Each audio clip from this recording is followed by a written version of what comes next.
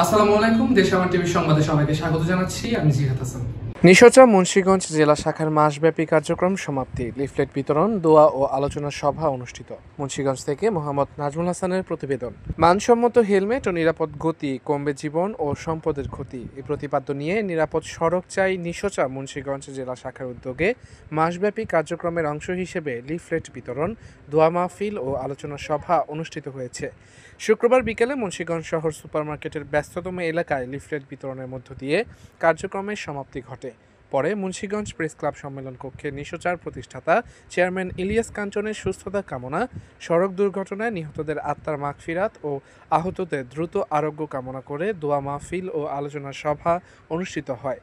আলোচনা সভায় প্রধান অতিথি ছিলেন নিরাপদ সড়ক চাই কেন্দ্রীয় কমিটির মহাসচিব এস.এম. আজাদ হোসেন।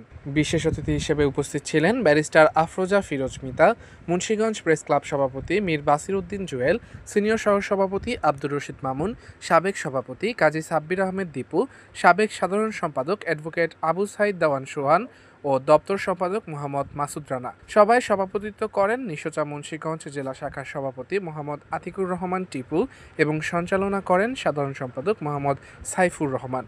এছাড়া উপস্থিত ছিলেন সহসভাপতি অ্যাডভোকেট জানে আলম প্রিন্স, মোহাম্মদ মাহবুব আলম লিটন, মোহাম্মদ জিয়াউর রহমান, আতিকুর রহমান নান্নু, অর্থ সম্পাদক দেলোয়ার হোসেন শাহজাহান, যুগ্ম সাধারণ সম্পাদক মোহাম্মদ শাখাওয়াত হোসেন মানিক, সাংগঠনিক সম্পাদক আলামিন হোসেন রাজ মল্লিক, দপ্তর সম্পাদক মোহাম্মদ জাহাঙ্গীর হোসেন, সাংস্কৃতিক সম্পাদক নজরুল ইসলাম মোল্লা, যুব বিষয়ক সম্পাদক মোহাম্মদ লিটন শেখ এবং কার্যকরী সদস্য আব্দুল কাইয়ুম রতন, মোহাম্মদ জাহান শরীফ, মোহাম্মদ হেলাল উদ্দিন, মোহাম্মদ কামাল হোসেন, মোহাম্মদ নাজমুল হাসান মুন্সি প্রমুখ।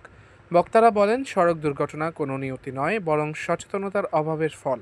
তারা ট্রাফিক আইন মেনে চলা, যানবাহনের ফিটনেস নিশ্চিত করা এবং হেলমেট ও সিট বেল্ট ব্যবহারের উপর গুরুত্ব আরোপ করেন। উল্লেখ্য, সরকার 2017 সাল থেকে প্রতি বছর 22 অক্টোবরকে জাতীয় নিরাপদ সড়ক দিবস হিসেবে পালন করছে, যা নিরাপদ সড়ক চাই নিশোচা আন্দোলনের দীর্ঘদিনের দাবির সফল বাস্তবায়ন। মোহাম্মদ নাজমুল হাসান, দেশামার টিভি।